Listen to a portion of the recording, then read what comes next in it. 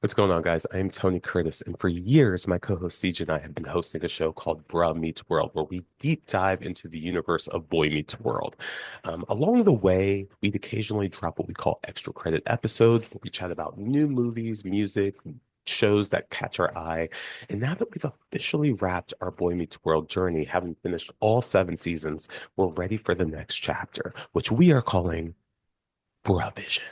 BruhVision is going to be exclusively breaking down new releases of movies, albums, TV shows, whatever comes out, whatever we feel like talking about, it's all going to be happening through our BruhVision label. So we're excited for you to check out our very first episode, which is going to get into the 2025 movie Sinners, which just came out last weekend. So if you haven't seen it, go check it out because we are going to be doing some spoilers. For our Bruh Meets World listeners, we thank you so much for sticking with us through our entire 7 year journey of dissecting that show. And we hope that you'll join us for our new episode of BruhVision, which starts right now. What up, bros? What up, bruhs? And welcome to an extra credit episode. We talking Sinners, y'all. Ceej, when I saw this movie, Yes. I walked out of the theater and I texted you this because it was the first thing I thought of. I am so mad I will never get to watch this movie for the first time again. Yes, absolutely. That's a great way of putting Woo. this. This is absolutely one of those movies where you understand you got to see something special. And it was so engaging, so beautiful to look at, so well acted, and the concept, the writing, everything that like this movie has to offer is just definitely worth it. So I want to say, if you haven't watched it yet, if you like to hear what our feedback is before you check it out, make sure that you go check out Sinners. If you can, go see it in theaters while it's in theaters, because that experience is beautiful in and of itself. And if you can, see it in IMAX. It was filmed in IMAX, and Ryan Coogler actually has an amazing video on YouTube detailing the difference in IMAX screens, different kinds of IMAX screens, why you would choose certain, focal points over others, and the dramatic use of it. It's actually really brilliant. But yes, this is a movie that's made to be seen in IMAX. Yeah, absolutely. And just for clarity, just to kind of like run down, we are talking about the 2025 movie Sinners, which is starring Michael B. Jordan, And Michael B. Jordan. Miles Caton, Saul Williams, I don't know, and I want to make sure that I say this correctly, but I know I'm not going to. Haley Stanfield, Delroy Lindo, God, why can't I think of her name right now? Wonmi? Is that how you say it? Yeah, thank you. I was like, I can't, I don't even see. Oh no, Wonmi? Yeah. She's Nigerian. Yeah. Yeah. But anyway, she's fantastic. She was in Lovecraft's Country. Really good. So check it out. It was directed by Ryan Coogler, written by Ryan Coogler. Something that I just kind of want to say right from the beginning, because I don't want to forget to say it. I found out that Ryan Coogler negotiated with Warner Brothers to get the rights to this movie back after 25 years. Yes. And I was like, that was genius. He said he got the idea from Martin Scorsese, and I was like, more of that. Yeah. Do more of that. You should own your movie, especially something like this where studios are going to want more of it. They're going to fight for a series or a sequel or an expanded universe because it's that good, it's that fun. And I'm really happy that he had the foresight to be like, you know what, this is mine and I want to own it. I just want to say, like, right off the bat, in terms of talking about this movie, so many times we hear the conversation that audiences are sick of remakes. They're sick of like tired IPs getting sequel after sequel. Here we have an original film that is the most thrilling, the most inspiring movie that I've seen in such a long time. And the fact that this is Ryan Coogler's first original script, Fruitvale Station, based off of an actual event, Creed, existing IP, Black Panther, Marvel. Like, this is the first time we're hearing a story from his brain, and goddamn, I want more of it. Like, don't let Marvel trap you, bro, because you as an original storyteller, fucking killed it in this. Like I was floored leaving the theater about how good this movie was. And Absolutely. it's something, we're gonna get into is that like as a black person watching this movie, Yeah. it meant something completely different. And It this is really the did. second time I've left a Ryan Coogler movie thinking I feel closer to my ancestors after watching this. So 100%. goddamn. No, no, no. I know exactly what you're saying. And what was I gonna say? I watched this and I was like, it is hitting a note that is so rare. Someone said this, and I read Ryan Coogler makes black people feel like people.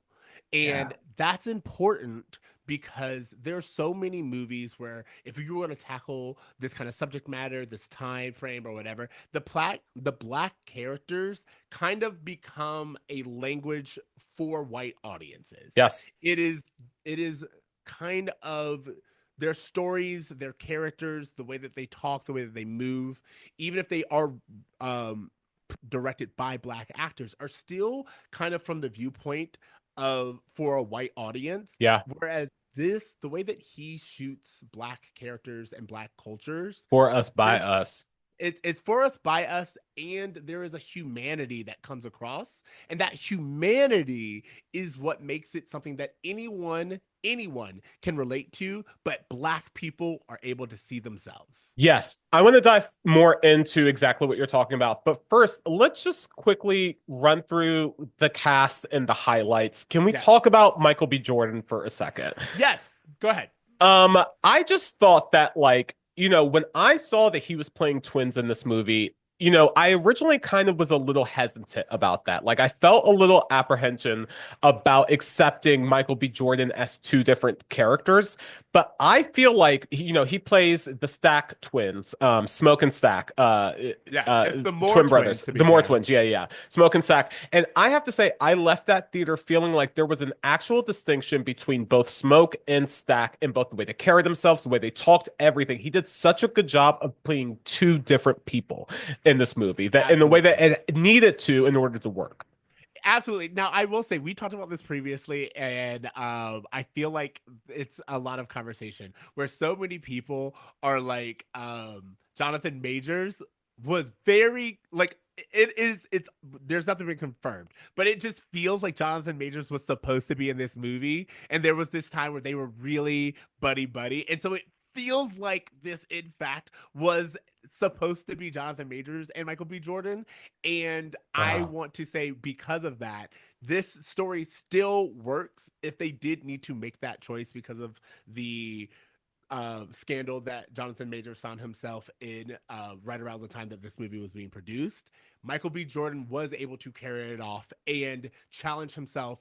You know, I thought it struggled a little bit in the beginning, where my mind, whenever they were both on screen, my yeah, mind yeah, was like, yeah. it's very obviously that this is like imposed over the other, Sure. but the characters themselves absolutely very I different. will say that I do think, I didn't know about the Jonathan Majors thing. And had he been the second brother, I may have been a little bit less distracted by like it's hard to look at both Michael B. Jordan and Haley Steinfeld and not think, oh, I'm looking at Michael B. Jordan and Haley Steinfeld. Like it's just really hard to accept them as their characters and not like as their characters and not as their actors, but they both acted very well. But gosh, Jonathan Majors just acted his ass off in Magazine Dreams too. So it's like, oh, I know he would have brought something to this, but I do feel like, regardless of all of that, it definitely stands on its own. More so than actually Michael B. Jordan and Haley Steinfeld, I got to talk about Miles Caton, who to Yes. me breakout role as Sammie. Like this dude, I was Googling him the moment I left the theater. He is, for those of you who again either have or have not seen or want like a spoiler free, we'll do like a little bit of spoiler free and then we'll get Yeah, yeah. into the spoilers. But he is the main character, Sammie. He is kind of like the audience's proxy. He also is the first Sammie, character that we preacher meet. boy. Yeah. Sammie Preacher Boy Moore. Mhm. And I found out that he was SZA's, was it SZA? Opening act. Yeah, yeah. He No, was her. It was her. her. Yeah, It her. was hers opening act.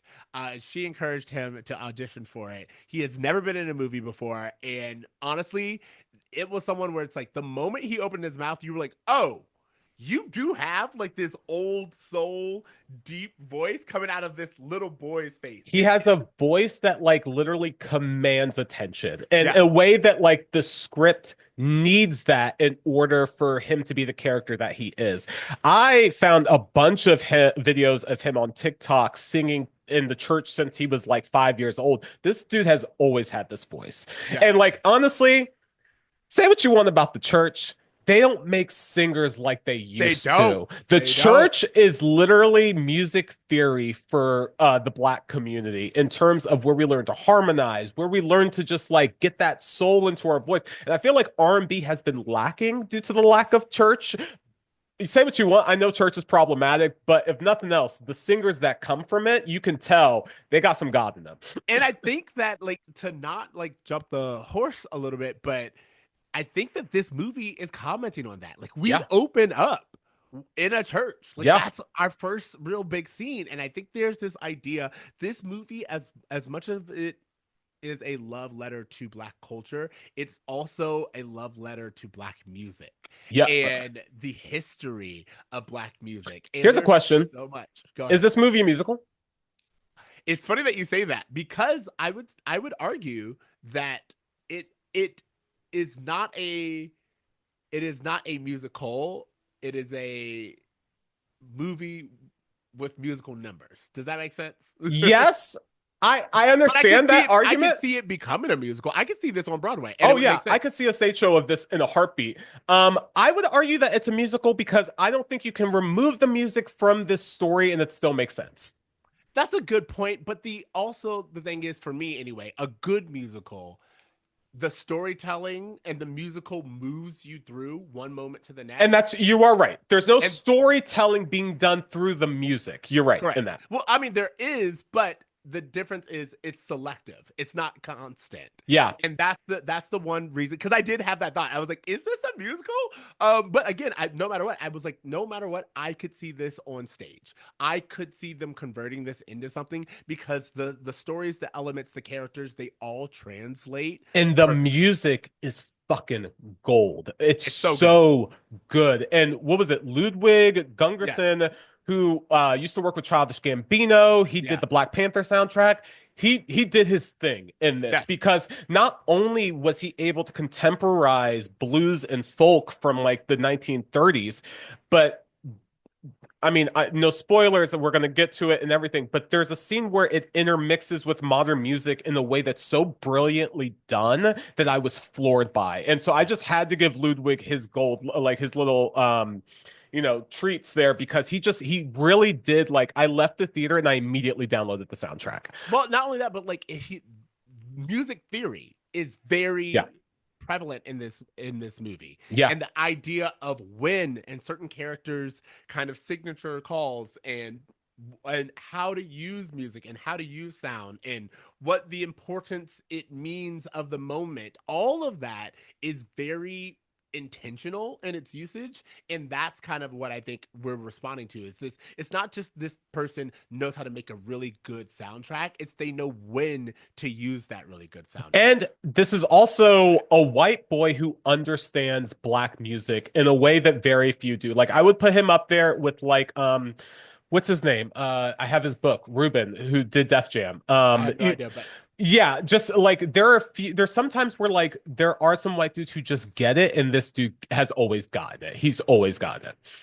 it's not just enough to get it. It's, I think the movie itself is talking about appreciation and giving Yeah. credit where credit's due. Uh-huh. And this idea that the story of this movie is the story of the blues and the origins of the blues and the origin of a lot of American music and the power that music has to transcend time and realms, and all of those things are appreciate it and have their origins, especially if we're talking about modern music. They all have their origins in Black culture. And I think that this movie does a really great job of illustrating how much so, and how it's almost like a tale as old as vampires, the robbing of black music and Yes. reappropriating it. While we're on music, I have to reference just a few actual scenes from the movie. So we might get in some spoiler Wait, territories. before we do that, I just want Oh, to say before we get into spoiler territory, I just want to say a few things. One, Haley Steinfeld does a really good job. yeah. They give her some of like the riskier This is the lines. raunchiest Haley I've ever seen, by the Yeah, way. absolutely, absolutely. And I was not prepared for it, but I think it kind of works for the character that we were supposed to go from. She has great chemistry with Michael B. Jordan. Can I say One, one complaint I have about the Haley Steinfeld of it all? In the trailer, they show her as a vampire in a way that I actually think ruins yes, a plot twist of the movie in a way that I which wish you I did didn't too, see. just Well, now. whatever. Like they show her in the trailer. She's in all the promotional material with blood all over her in a way that I'm just like, I wish you would have saved that. Like Well, so to your point, I, I like you guys know me. If there's a movie I'm looking forward to, I avoid trailers for this very reason. And I had they had this one teaser trailer that honestly didn't give you much, and I loved it for that. I was like, I don't need to know so much for the experience to have all revealed. And then they came out like 2 weeks ago. They came out with a new trailer where it's the one that you're talking about, and I was so angry because yeah, I was prepared for the teaser that I had always gotten, and I was like, okay, I can just sit through this, is whatever. And then they do that and they show it, and I was furious yeah, because I was like, I know way too much, and it would have just been so much more of a shock. It would have been so much more of a tension, which this movie works sure. really hard to do. I will say that I would put this movie with The Sixth Sense in terms of you can have the whole movie spoiled for you and it will still be a fucking fantastic ride for you. Like that being given to the audience, even though it took away something from that like aha moment in the movie, it doesn't take away from the story itself. And That walk, yeah, I will say this movie, like one thing that I wanted to give credit to is I was very afraid that the trailer had given me too much and mhm. I knew too much. And even with what I knew, the movie was able to surprise me. And then I want to shout out Mosaku, who We're plays butchering her name. She I'm plays so sorry. Annie in the film. Yeah, She plays Annie. She does phenomenal. She's always been a phenomenal actor. She brings just as much gravity, just as much presence. I was like, there's something so familiar and lived in her character. I was like, she knew who this character was 100%, and I got it the moment she opened her mouth. Her first lines told me the exact type of woman we were dealing with, yeah, and she carries that through and through. And she becomes kind of the heart yeah. of the at least of the dynamic, and it's phenomenal to see, and I want to give her props. Well, something I love about both her character, Delta Slim, who is like the harmonica playing Yeah, keyboardist that's in the film. These just feel like characters that are so lived in, people I've met before, members of my own family that I recognize attributes in a way that I'm like, this is why we need Black people writing Black characters yeah. because they are able to give them specificity in a way that makes them more three-dimensional than the characters we're used to getting in regular cinema. The thing about this episode is when like it's no secret that it's a time period. It's set in the 1930s in Mississippi. As a Black person, whenever you see that, it's when we think of like the color purple, it's hard, it's Yeah, hot, it's church is this one time of celebration, and they're like life for Black people is so hard, and they get like little moments of sneaking away to find joy. Whereas in this movie, no, oppression is just like the humidity. It's a part of life, yeah, but they have already figured out a way to go about their lives. There's laughter throughout the day. There's camaraderie, there's community, there's all of these things that we don't always see, because when you do see, it has to be this moment of like they're getting a moment of joy yeah, while things are hard, and it's like, no, I point out that the true oppressors, the true oppressors, the true, let's say, Jim Crows of it all yeah. during this time period, we don't see once in this movie, because Uh, it's not about them. No, we don't see the true. We see white people, well, we see but Klans members at the yeah, we end. see white people and we see Klansmen, but even those, they are pieces. They are Yeah, not the top elite. They're not we don't see the mayor. You know what I'm saying? sure, Like sure, that's sure. not what this is about. This isn't about like the oppression's there, the system's there, but it's not about them. This isn't their movie. One of the things I loved about where and when this movie was set is that it is set in the Jim Crow South, but it's set in deep Mississippi, and it's from the perspective of mostly sharecroppers. I want to talk about sharecropping for a second. I'm For here those for it. for those who are unaware of the history of sharecropping, slavery is abolished, whatever. Black people still got to work and they're still caught in a pick. And many times, what these plantation owners would do would be like, oh, I'm going to give you a place to live and I'm going to give you food. And I'm just going to take this out of your wages so that you're in perpetual debt to me. Perpetual debt to your renter. What does Huh. that sound like, Huh. America?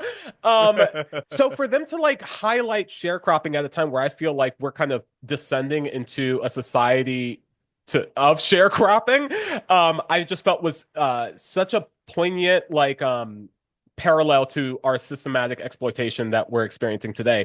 I also want to talk about the prohibition era of it all because think about this. It's the Great Depression. Everyone's fucking broke and it's illegal to drink. Like you are so desperate for any kind of just like I need to relax. I've been working 16 hours. Like I need something. There's a part where Stacks tells Smokes because again, like we're kind of getting to the plot here, but there is like a point in time where the brothers have a discussion about who is worthy of enjoying this club that they're opening. Yeah. And Smoke is very much like, if you ain't got the money, you shouldn't be here. And Stacks is like, but he worked for it. He does deserve to be here. And I think that He that's said that man worked his ass off for those wooden nickels. Like exactly. So that's it's a really good, and I think what we're trying to say is like the first hour, the first 40 minutes. This is like a 2 hour and 30 minute movies, and it is traditional vampire movie. It's broken up into three acts. You get the first act, which is setting the scene, and it takes its time. It's very patient to let you know who these characters are, what time and place we're in, what are the dynamics between each of the characters.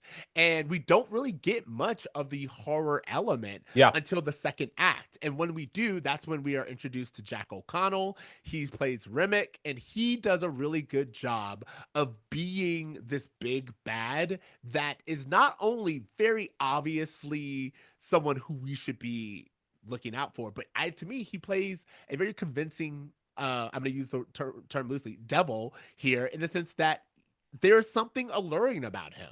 Like, even though you're aware that you shouldn't trust this person, he's not completely wrong. He's not the face of evil, you know? Um, I, there's no way for me to continue talking about this movie without Okay, getting the spoiler. So can okay. we like please break the we're barrier? gonna get into spoiler territory. Check out the movie if you haven't. We are now entering the spoiler territory. You have been warned. There's so much more I want to say, but we're now talking spoilers. Tony, you have free. Okay, so Right, just while we're talking about the vampire of it all, like vampires being used as both a literal and metaphorical predator preying on like desperate and oppressed Black communities, so brilliant in the way that it's able to show, like almost in the way that Lovecraft Country did, whereas like, yes, there's these mythical horrors, but they're actually not so different than the reality of the horrors that Black people experience on the day to day. there was a comment on Reddit that I loved where someone said, blood sucking, sorry, vamp, vampiric clansmen by night, blood sucking clansmen by day. Yeah. And I was like, that is a very interesting way to put that. It's Yeah. this idea of like the like if you are Black at this point in time and in this world, you have to deal with vampires at night and literal bloodsuckers, people who are taking everything they can from you during the day. And it's again, it's cyclical. One of the things, you brought up Jack O'Connell, who kind of plays like the big bad, the main vampire, extremely talented, amazing singer, by the way. And one of Yeah. the things I love about this movie, because like the idea of a vampire musical could seem kind of silly, but like what this movie does with music is that it uses in traditional vampire lore, there's always that myth of glamoring, of just Yeah, being to allure someone in. And usually it's done from like a sexual perspective. But this movie uses music as the music. way to lure people in a way that's so brilliant, and a brilliant twist on this vampire lore and this myth that we've all been familiar with. But also this idea. So one of the things that we were trying to avoid because we didn't want any spoilers, but this idea of music. There are certain people. The movie opens up and says there are certain people who can play music that transcends time and realm, and The by living and the dead, yeah. the living and the dead, and the ability to do that kind of calls the devil. And it's this idea that you can in fact be so talented that the worst of the worst sees it for what it is, consume it and take it for themselves. A And hundred that percent. to me is so like the allegories of this being like a allegory for the music industry, but also an allegory for any kind of black creation and Yeah. black culture. But also the thing that I was really excited to talk to you about, because I can't wait to go into this, is this idea that to me this is a critique of white liberalism. And I Ooh. say that because the thing about it is, we get a scene where the main vampire is talking and saying things like, if you join us, we can all be one. We're family. We don't see color. Mm. And it's like, oh, but what you're forgetting about that is they already have community. Yeah. They already have, like, we already see the races mingling. We already see gender not really being a problem. Women are respected Yeah. in all of these things. The difference is the vampires are the ones without. The vampires are the ones who have lost connection to their roots and their homes, and they want to be included. And they're like, if you include us, things could be so great. But it's like things are already great. You're just excluded.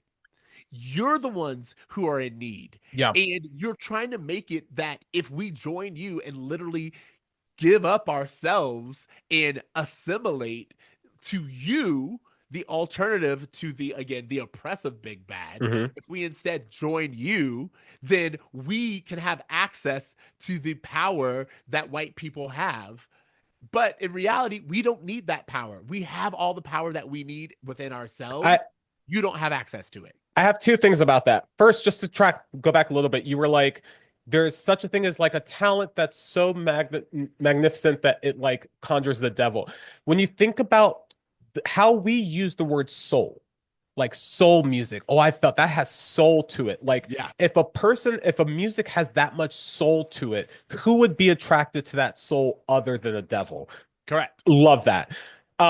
When you were talking about how vampires in this movie were kind of a commentary on white liberalism, I didn't interpret it that way. What I interpreted that as is vampires using fellowship and community and these seductive promises that are very reminiscent to white Christian churches. Yeah, no, that same thing. Like to me, it's, and I agree because Yeah. like what he's talking about when vampire character Jimmick, I believe, Mhm. Rimick is his name. He says they came to my country and they took over our land, and he is an Irishman, and the whole kind of real symbolism here is this Irishman.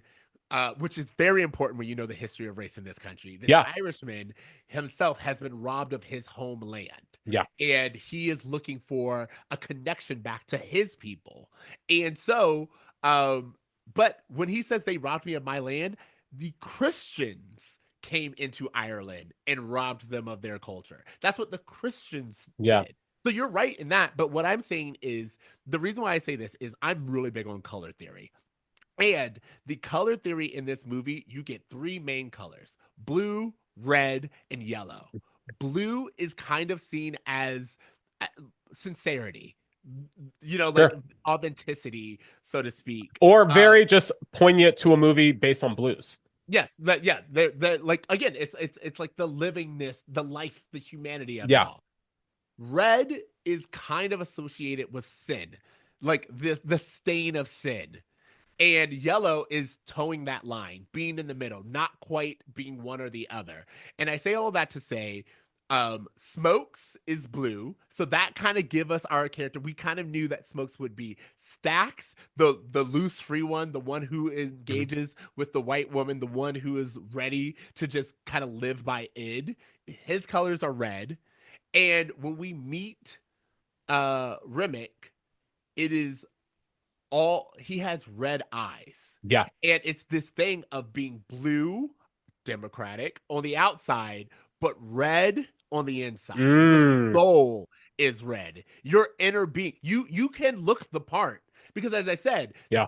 so much of the movie, the black culture, the black people, like everyone, they're bathed in blue for the first part because Sure. it's this idea of these are the individuals who have everything else that the vampires are looking for. But and the vampires are able to look the part.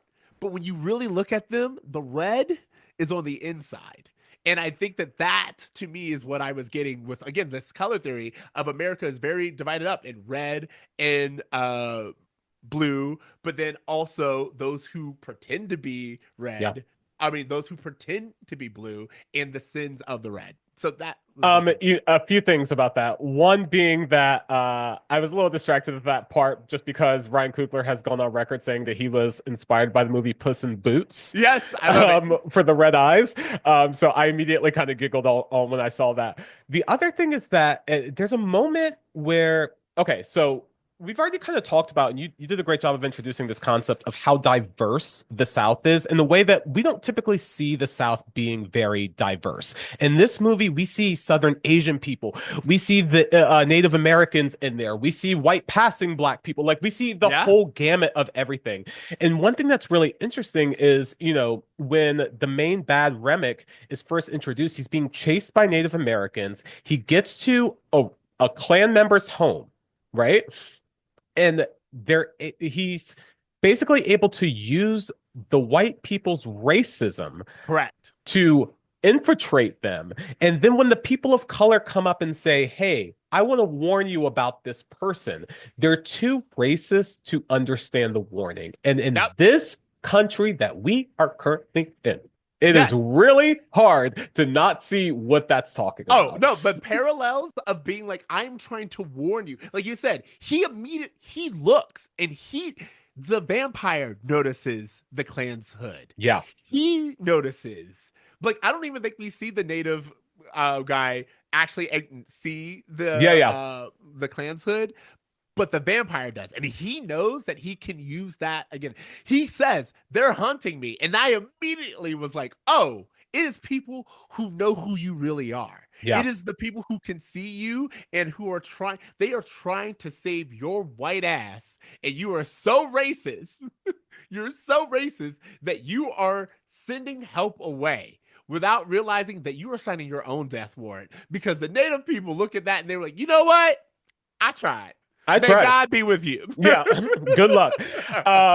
While we're just here real fast, I just have to give my hats off to the actors that played Grace Chow and Bo Yes. Chow Yes. because seeing Southern Asians in this time period is I don't know that I've ever seen a depiction of Asians in the South during like pre 1950 America. Like I just haven't seen that in a way that I know exists and has always existed. And I'm so glad that they're like, no, all of this was happening at once. We're not going to omit any one story from this. And it actually makes a much richer telling of the past when you have every perspective included versus it being straight black and white.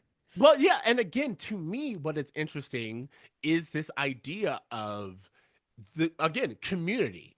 Yeah. How much like we see um natives in spaces of authority. Like Yeah. they are hunters. They are cowboys, so to speak, and they're in what we would now see traditional white spaces. But no, those were native peoples, and they were the ones going around trying to protect.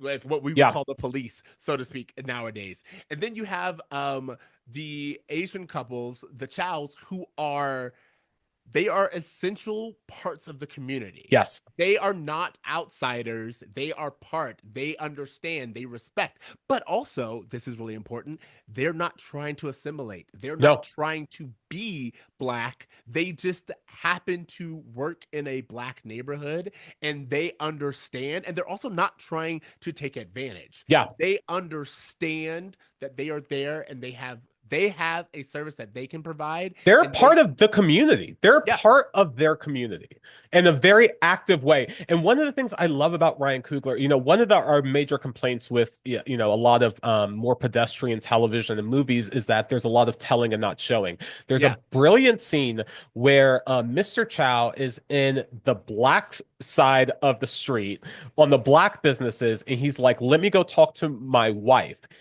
And then he sends his daughter across the street to the white area where his wife is working, showing that Asians were able to kind of go back and forth, and yet they still chose to commune with the black people. of course It speaks volumes. It just really because does. the again the black side allowed for authenticity. It Yeah. allowed for camaraderie. It allowed for them to keep their identity, and Yeah. it didn't require assimilation. And which is why I said like this idea of like again red, blue, and yellow, and that yellow being someone who hasn't quite crossed the line, Yeah. and it being a very prominent color in their shop with their daughter has on a red top and a blue bottom, but she Mm. herself is Asian. It is like this thing of being like you're here, but in America you are a third category, Yeah. but that does not make you any less Well, present. in America, in white America, you are a third category. Whereas it seems as though, in the way this film portrays it, in Black America, we're seeing you as people. Yeah, well again, it's to me it's like in white America it's a hierarchy. Yeah. It's still the In hierarchy. Yeah. in the black side, it is actually more of a side by side, if that makes any sense. You are my brother, you are my neighbor, and you have the right to your own culture, and we can trade as long as we respect each other. And Yeah. I thought that that was really good. Okay, so we talked about like the multiracial of this all. Mhm. Let's get into the hoodoo of it all, because I Ooh, thought that yeah. that was also really great. This idea that Annie's character is someone who is unapologetically tied to her ancestry. And even though Smokes doesn't really believe in everything that's going on, he can't deny her power. He can't deny that she knows and sees things that even though he may not understand, he respects. And she has her own religion that she trusts in and chooses to guide her. And that intuition, that black woman intuition, saves the day in so many ways. It's really interesting because and maybe I've only seen the movie once. I'm already have tickets to see it again, so I'll kind of confirm this or not. But whenever they're preaching, when they're talking about Christianity at any point, it's very much a person speaking, right? When Annie is doing her magic, when she's kind of speaking her hoodoo, there's like voices that accompany her. There's almost like the filmic giving validation to her beliefs in a way that they don't for any of the other beliefs, which I thought was just like really like subtly done and just but very tastefully done at the same time. Well, one of the things that Ryan Coogler does is he understands the impact of sound. And as you were Yeah. saying, there are certain moments and times where he wants you to listen to the story that's being told, but without, to your point, without needing to show it, without needing to show an entire scene, Sure. he just gives you the audio of what that person's Yeah. remembering or what that person's experiencing. And it happens with Slim, yeah, Delta Slim, where Delta Slim is telling the story about what happened, and we can hear the actions. Okay, so I need to talk about that scene real Yes, fast because yes, before we were talking about music and the blues, and to me, the scene that you're talking about, Delta Slim, Sammie, and I think it's Stack are in a car, yeah, and Delta Slim's telling a story about a friend of his that got brutally lynched, essentially. And in the background, you could almost hear the audio of that lynching Yep. happening in a way that's very subtle but still very there. And one of that reason why I wanted to highlight this in the music category is because when Delta Slim meets Sammie for the first time, he's like, "You don't. What do you know about the blues? You're young. You don't know about the blues." And I feel like everyone thinks that the blues is just like, this is what's bad happening in my life right now.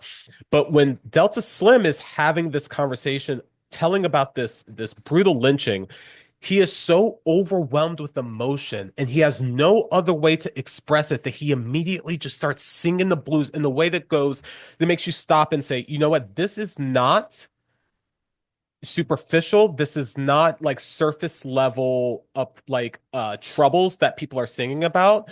They are singing the blues as a way to deal with this gut-wrenching pain and torture that our people have been put through in a way that makes blues something that's so much more transformative than I think most people give it credit for. And I feel like that scene was so well done at saying, like, no, there is something spiritual about this. There's another part in that in the movie where Slim says to Sammie, you know, unlike the religion they forced on us, the blues was brought over with us. As this to Correct. say, it's ancestral and it's like something that's deeper than we kind of comprehend. And I just love that whole sequence. No, no, and to your yes, everything that you said. Because what's also interesting, again, we see the origins of where Black music comes from Yes. in this movie, and it's not just that we have Black people playing it. It's like no, we see their lives, we see why. As you said, we see the chain gang that we pass, which Yeah. starts that story, where they are singing to get through the day, to keep with rhythm. We are Yeah. understanding that music is a tool that they use to move through time, It was literally. it's also a tool for mental health in a way that Correct. like the music was medicine, like it was needed. It wasn't something frivolous like I'm bored in the field, I'm going to sing. It's like I need this to lift my spirit so I can get through the day. Which leads us to the iconic scene, which I think is the scene that I've seen that is the most talked about. The most And iconic, dude, this it is this the dance Sammie. scene of Yeah, this movie, literally my jaw dropped. I can't remember seeing a scene that honestly felt so special and unique in the longest correct. time. Correct. So, for those of you who've seen the movie, Sammie begins to play, and we've been told about someone, the ability to play that crosses time. And I have to admit, when it first started, I was like, "Oh, we're getting little hints of the past," but then it kept going, and it built upon itself, and it was just this, Sammy this. sings a song called I Lie to You, which is basically the story of the song is Daddy, I lie to you. The blues actually means everything to me in the way that I Correct. know you said it was sinful, but I shouldn't do it, which is also mirroring his own personal journey throughout the film. But one, when that boy opens up his mouth and starts singing, it is transformative. And then the actual okay, so you hear the dialogue that was spoken at the beginning of the film where it's like some music is so powerful that it transcends the living and the dead in time and space. And then you start to see Little bits. Africans, Yep. little in the crowd. It's first subtle.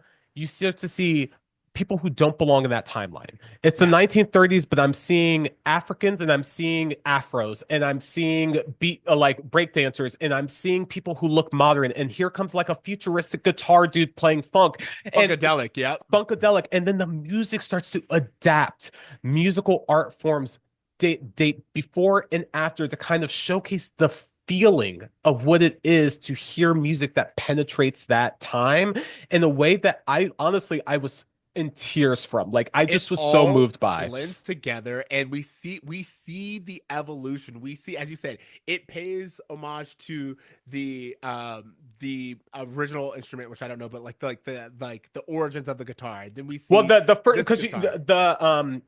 bluegrass was based off of the Yeah. banjo, and the banjo is based off of that African Correct. instrument. So Yeah, again, it's like you see the different layers, but then you see it go to a funkadelic guitar, but yeah, then you see it go to a DJ. But yeah, then once the DJ is introduced, we see that it's not just about playing music, it's the way that music makes everyone feel. So we have dancers yeah. and dancers who are all over and from different times. We have people who are twerking, we have people who are doing the twist, we have people who are like doing Rapping. Yeah, African, yeah, rap dancers, break dancing. You get all of these things. And then the real thing that like elevates it is you turn the corner and you see the Chows go and they are joining on the dance floor. And then their ancestors are also out there. And you get to see ballet and all of these musical styles are just intertwining. And it feels like a spiritual moment. And what someone said, which I thought was really great, is it really does capture you. Sometimes you witness someone who has a musical talent and you look at them like it happens when Preacher Boy first sings. When he first sings in the car and Stax looks over at him and he's like, ooh, and it's like that's like that thing where it's like your body just reacts. You're like, ooh, I'm witnessing something. I'm a part of something. And I don't know about you, but I have been part of musical moments where absolutely. I'm like, this is what humanity is about. Well, yeah. This, yeah, go ahead. Okay, so a few things about that. One, they always say that you have an old soul to your Yeah, voice, which is almost like saying like the ancestors are within yeah. you when you're singing. So that's a great commentary on that. But there's this other aspect of it where you often hear about people, specifically people on the spectrum, who are able to like see music in like the different ways that you can sense music. And I've always been a person who music, I feel like affects me a little bit different than a lot of other people. And this was the first time I saw an accurate depiction of what listening to music felt like feels like for me, is all That's I could great. say. Um, and to just this scene specifically, one of the things I love about it, just before we move on from it, is that it is such a beautiful love letter to Black culture and also such a powerful way to educate the masses of how all American music is Black music.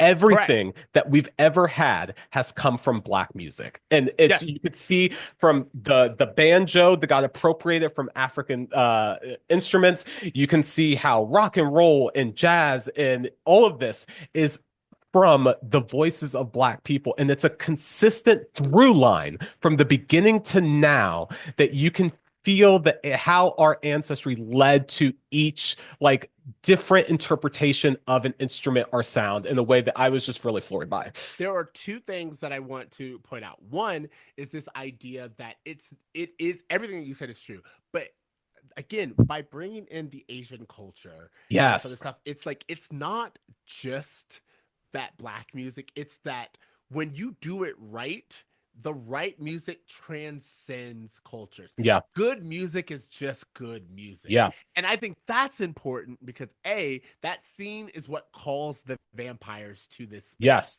They are drawn in. And again, it's like what they were lacking, what they were never what they have lost connections to, which is community, which is a heritage, which is culture, all of that, love, lust, all of these human thing elements are being expressed where it literally the house is on fire. And As soon like as I saw the house catch on fire, I was like, that's such a smart like way to interpret how we always say the roof the roof is is on on fire. fire. Yeah, no, We again, don't want to let burn that the house motherfucker down. burn. And it is this moment that it's almost a beacon, a siren song to these vampires. But the other thing that I wanted to point out is what you just said. All music or goes back to Black music in America. What I find amazing is throughout the movie, the Black characters never deny good music. Yeah. When the vampires come up and they're playing their little song and they're playing their little thing to try to get in, they're like, these guys are kind of good.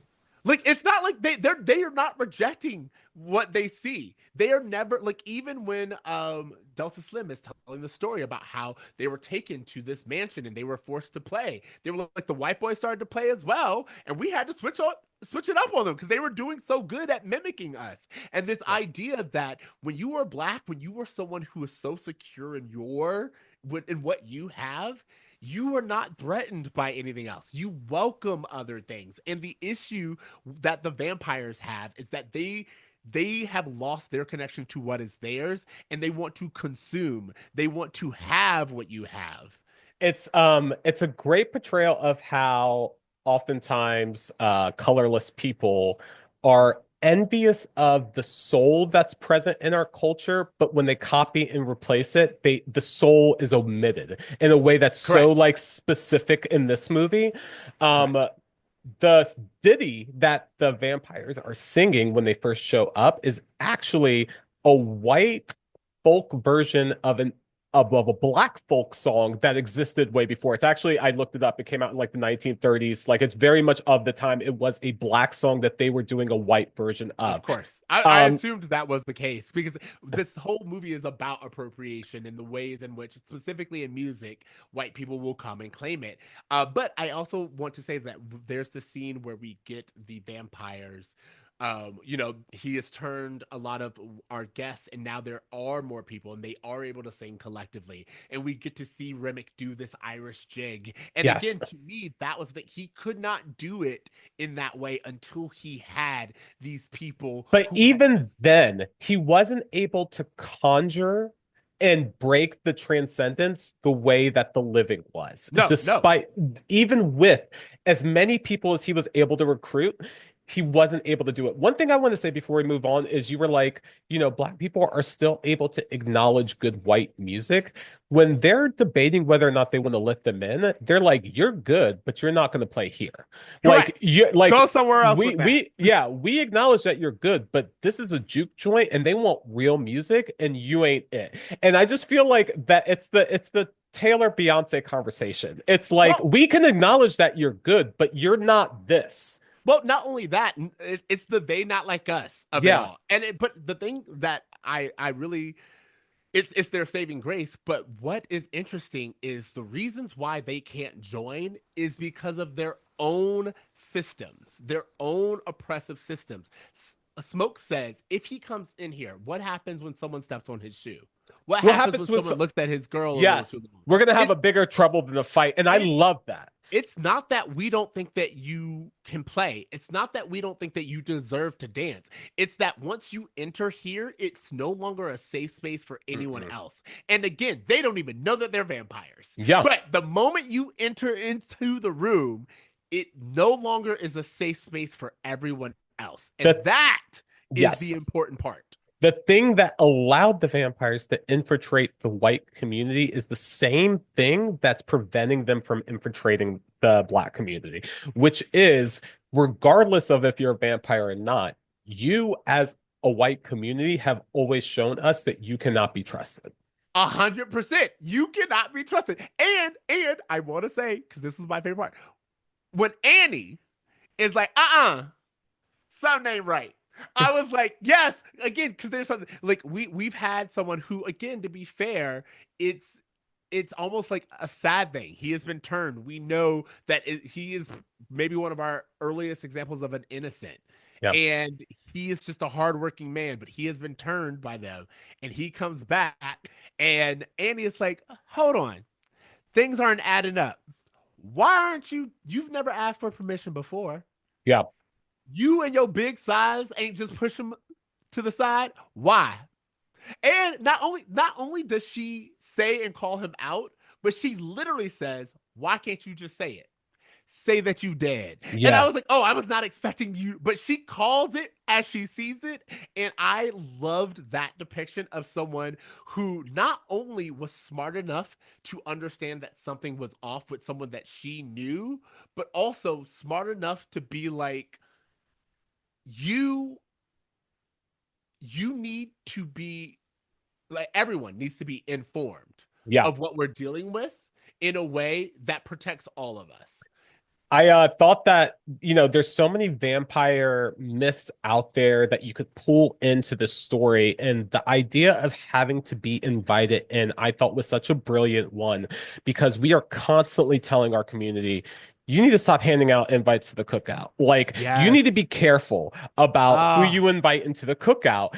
And Ah. so, for that to kind of be like in the background of this myth where vampires need to be invited into a space, I was just like, the Someone said metaphor it is perfectly. brilliant. Like the metaphor of it, it's like in general, in real, like in both mythology and Christianity and all, sin cannot enter without your permission. Mm, Like this idea of being like you have to be open to the idea.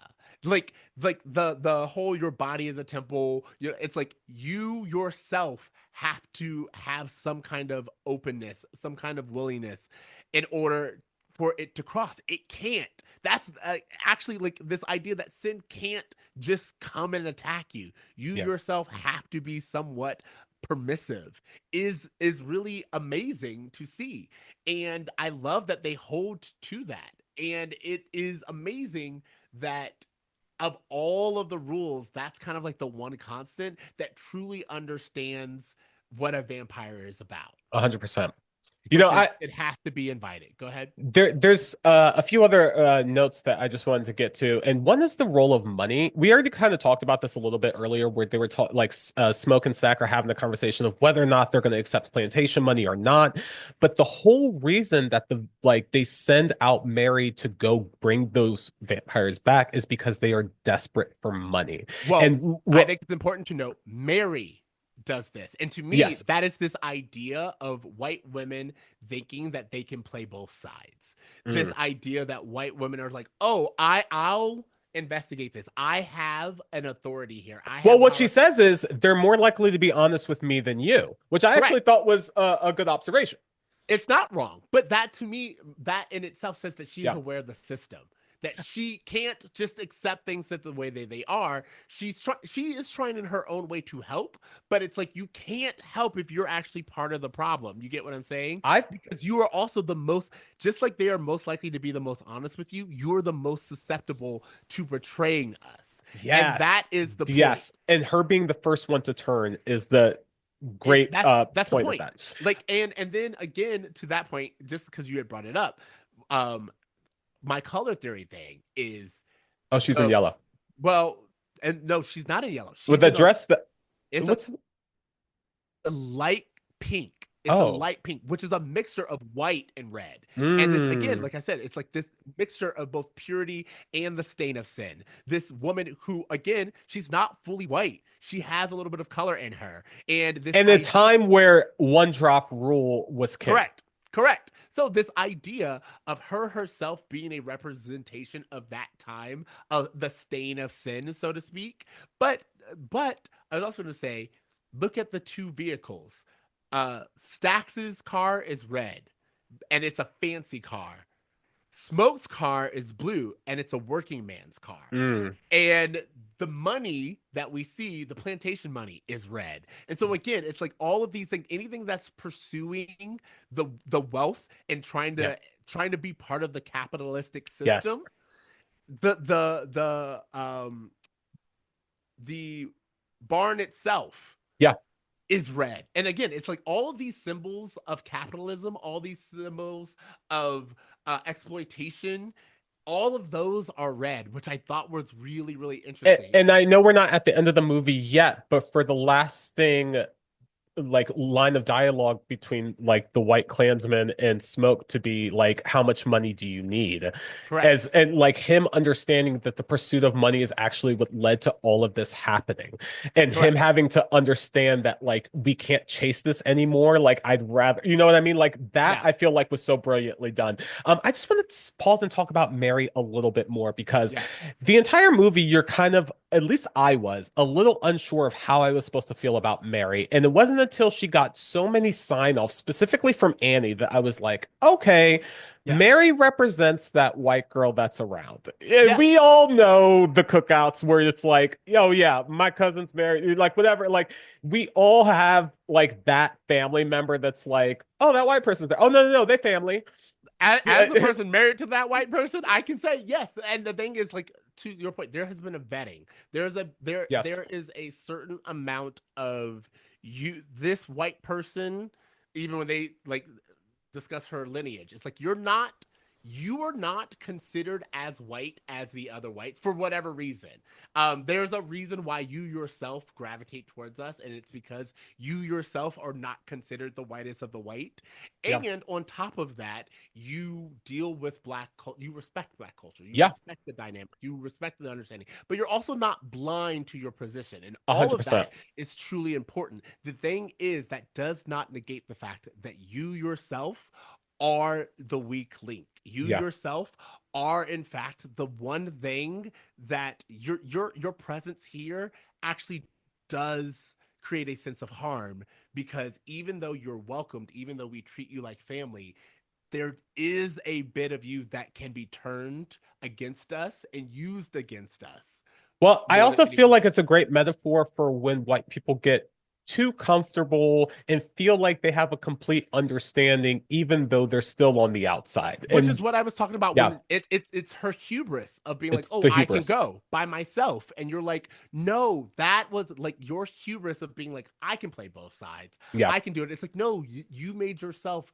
more susceptible, and you like, there's no part of her that I don't know what happens, but there's a point in time in the movie where they are attacking Annie, and Mary screams, yeah, no, not Annie. And to me, it's like the Mary that we know has learned would hate that this is happening to sure. any of these individuals. Well, okay, But this is actually a really good point because the vampires in this movie are interesting in that they're still themselves. Like, they're not completely new people. They don't have new memories. They don't even have different desires. According to Mary, the reason why yeah, she's upset is because Annie won't be joining her eternal family, which is like, I still crave the relationship with that person. And I want them, even if they're compromised, to be a part of my in group.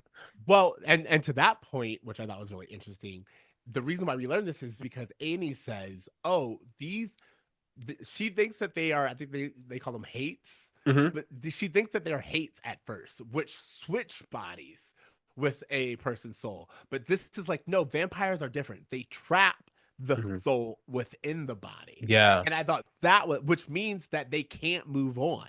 Mm. They can't. They're stuck here. They're stuck in this time, in this place, in this body. And this idea that in reality, death is a release. Death allows you to experience life and move on, but actually to be trapped. The curse is to be trapped in this mortal body and Well, it not be able to ever move on. I feel like this also is reflective to what we saw Ryan Coogler do in Black Panther, which is to die is to join your family. Like the idea of ancestors within the Yeah, Black community is treated completely different than the way it is in the white, America for the larger part of it. correct.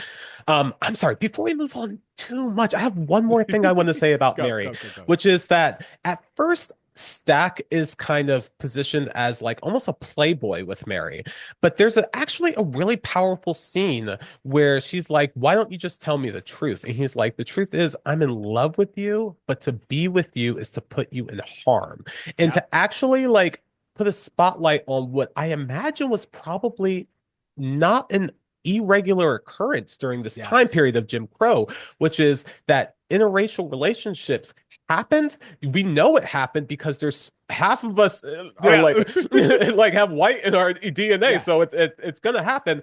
But for them to actually show like the actual heartbreak that comes from saying like I want to love you but I can't, and what that actually does and what it means, like I just thought they were able to make both of those characters far more three-dimensional in that moment, whereas I feel like a lesser filmmaker would not have thought Well, to I think add the perspective. we've talked about this. Each and every one of the characters, for the most part, even Remick the vampire, they have a sympathetic side. There's, to be punny, sympathy for the devil. Mm, There's an understanding that Mary, she says, I didn't want to get married to that white man. You set it up. You yeah, put me in this position. And he's like, yes, because I provided for you in the best way that I could. And the best way that I could provide for you is to not be in the picture. yeah. And it's one of those things where it's like, it's kind of sad and like tragically romantic, but in reality it is in fact a very realistic understanding of the time and space that they live in, and he can't pretend like they can just walk around these streets hand in hand, because that's not actually a long-term plan. Mm-mm. Okay, Oh yeah, really yeah, yeah. quickly, the last thing I wanted to say is the once we get the vampires and like all of this stuff of holding out and protecting Sammie of it Mhm. all. And we get like the different, like, we get like very traditional tropes of like who's a vampire, who's not. I felt like they did the perfect level, like, of, I think it's like From Dawn Till Dusk, Oh yeah, yeah, yeah. of of it being almost like a caricature of blood, but also in a way that like It did feel very Tarantino. Like yeah, once we get to the third act, it feels very Tarantino during the initial vampire scene. It also feels like that during the clan scene at the end. correct. So like this as you said, Tarantino, this what is it called, Django Unchained ending that we get. But there were two things that I thought were really really interesting. One is, we've been talking about money and dynamics and all this other stuff. Delta Slim says something that I thought was so interesting. Mm. Me and my husband took it very differently, but there's an episode, oh sorry, there's a scene where Delta Slim is being like, Stax is negotiating with Delta Slim, and he goes, I'm paying $20 a night. He goes, no, you're not. You're paying $20 tonight. Yes, Are you paying $20 every night? The other club, my other gig, that thing has been here, I've and had it that will job for be 10 here, years. Yeah. and it will be here for another 10 years, which is longer than me. And to me, that was an example of an old black man who understood that more is not always better. Yeah. Like, The he is not wisdom. thinking, it's that wisdom of being like, I have enough to get the alcohol that I want, to play my harmonica, and to do it all again next week. You are promising more, but you can't promise more because you're new. So you can give me $20 tonight, but if I take this gig and I go back on my word for this other gig, then what happens when you're not here next week? What And what then I I'm think out of it. But what I think is really interesting about that is, yes, you have Delta Slim kind of lay all that wisdom, and I'm like, yes, this is a black man who has been around the block before, and he knows a bad deal when he sees it. However, he is so consumed with trauma that by offering him the thing that he spends all his money on, which is alcohol, this dude is a functioning alcoholic because he is trying to swallow the trauma that he's ingested throughout his life. When they're like, we have whiskey, we got beer, here, have a drink. As soon as they offer him alcohol, he starts to compromise on his values, which I just thought was yes, so poignant. oh, 100%. But my whole point was, the money wasn't enough. Yes. You know what I'm Yeah. saying? And Yeah. to your point, it's the vice. It's not that he needed more money. He had been around the block enough to know. But they did give him novelty. They did Yes. give him something he couldn't get anywhere else. And that made it worth it. So there's that. But then also the idea of his wisdom coming back, which I don't know why I didn't see, but the idea that the main, what's his name, Hogwood, never intended to sell them the uh Yes. the I slaughterhouse. It was in fact always their intention to sell them, take their money, and then come back the next day and kill them all on their property. It makes that scene where when they're speaking boldly and talking about what they are going to do if yeah. they ever see him again. It puts it into new context, but it also proves Delta Slim right, which is that these boys were so fixated on the power and the money that they thought they had without thinking about why a man like this would even give them access. What the note I took about that specific turn where we realized that the clan was always planning on killing them was the illusion of freedom that Yes. blacks experience in Yes. terms of just like, oh, I got this money, I got this car, I got this. You don't own any of that, and it can be taken from you in a moment's notice. And so this idea that like there's the myth of freedom during Jim Crow is echoed through the scene in a way that I just thought was just very well done. Absolutely. I feel like we could just keep going, but I also feel like we've done enough. Is there Well, anything one else you want to last, call out? yeah, one last thing I just want to say, we talked about before about the kind of Lovecraft country of it all, where it's like you have these like mythical creatures versus these real actual people who are equally dangerous. And I feel like the final scene of, the whole thing where they wake up the next morning, Sammie goes off, Smoke is left there. He can't even roll his own cigarette. He pulls out all of his army stuff and he just like is ready to just take out the entire clan. Not only is it very Tarantino, like it's Yeah, so very much, Django the very way the much. whole thing happens. But it also just goes to show that after a night of fighting vampires, it meant nothing for him to continue that fight. This is a consistent thing. And the fear that someone would feel in that hypothetical situation is now imagine feeling that all the time. Well, Is to what, your point, he's fought vampires. What a racist at this point in time. yeah, I've dealt with you all my life. The supernatural thing was the exception. That yeah, was the hardship. The fighting, like, but I fought against you. I had a plan to fight against you from the very beginning. And it was just this idea of him being willing to let go yeah. and also understand that this is how his story ends. But again, it wasn't by their hands. It wasn't because of a vampiric bite. It was because he was like, it ends here. Yeah.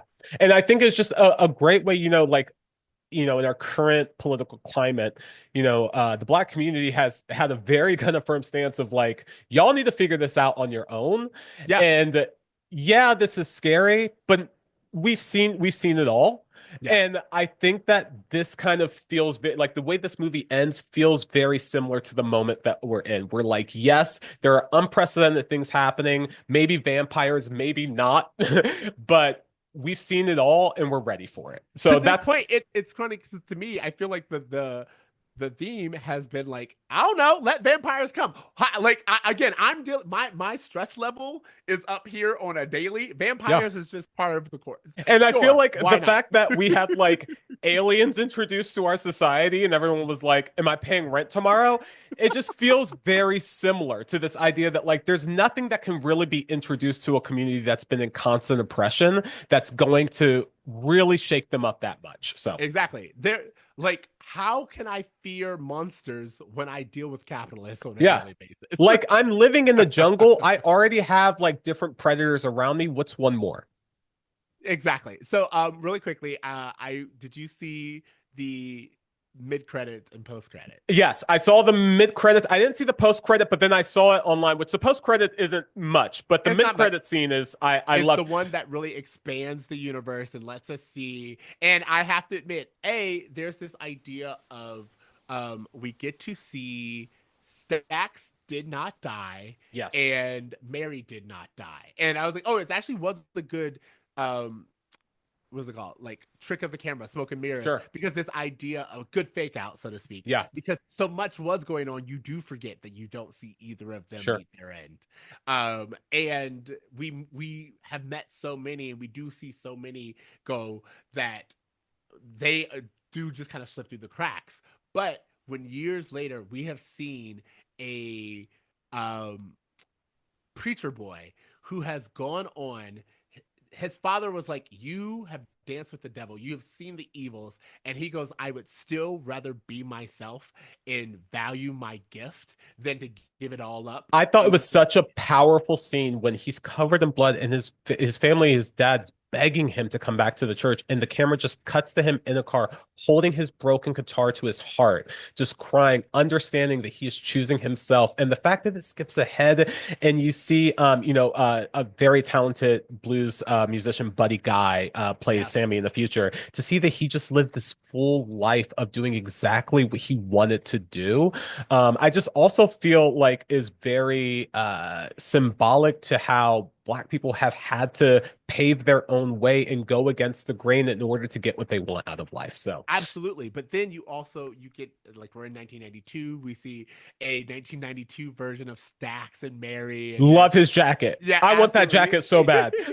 They're out here looking the part and looking fly, and we understand that uh, Smoke made this deal with Stax that if he leaves him alone, he'd let him live, Mhm. which is like this also idea of like not being able to kill this part of himself Yeah. and just being able to. But then they come to Sammie and they're like, hey, I can make it to where you can continue to play and you can live longer. And, I left you alone all this year, but you're near the end. And what does he say? He goes, I've seen enough. And it's like, this is 92. Yeah. Yeah, baby. I've seen what I need to see Yeah. as far as this place is concerned.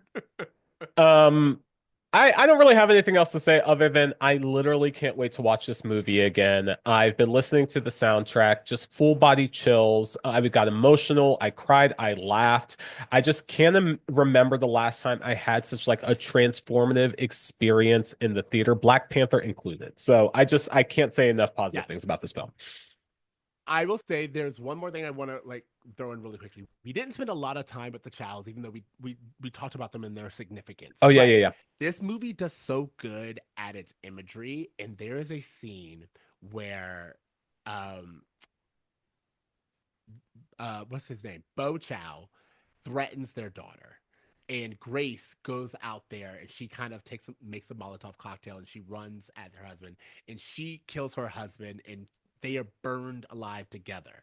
And that itself is a allusion to two events. One being when the monk set himself on fire. Mm, Taiwanese monk set himself on fire sure, for peace, and also the burning of the Asians at Hiroshima.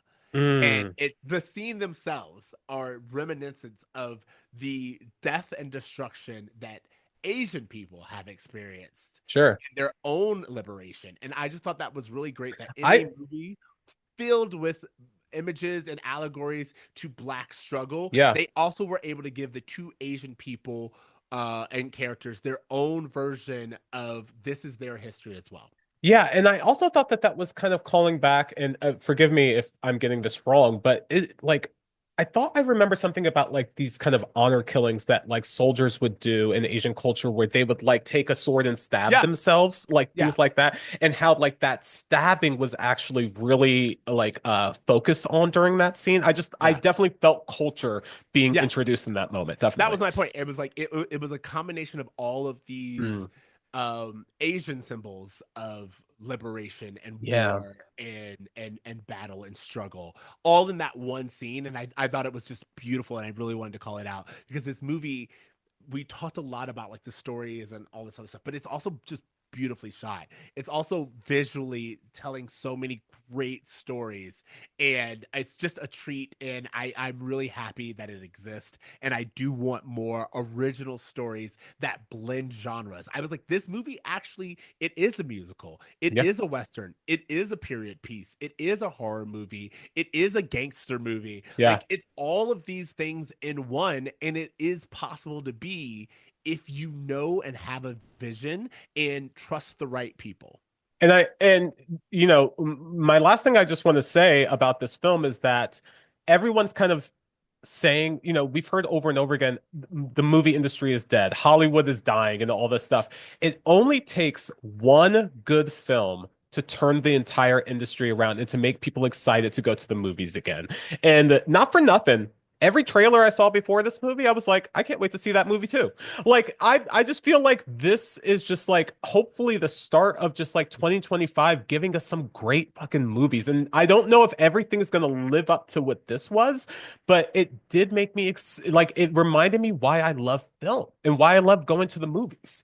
Well, that and then also I think someone has said it, and I think it's very. I want to talk about, and we can talk about this more later. But like the Him trailer that was released, Jordan Oh yeah, yeah, yeah, Peele's yeah. movie, um, that being paired with this was this idea that these are the story Black people can tell when you allow Black people to tell their Yes. stories.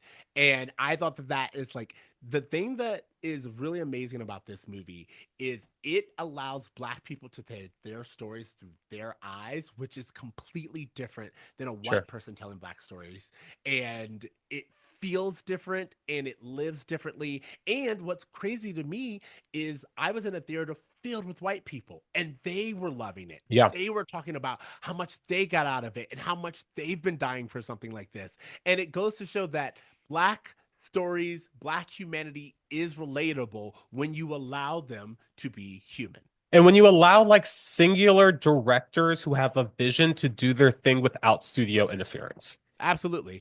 So yeah, anyway, I'm so glad that we were able to cover this. I'm so glad that we were able to have this conversation. I do look forward to talking to you guys again in the future. Hopefully you enjoyed the movie as much as we did. Let us know in the comments. We really appreciate you guys.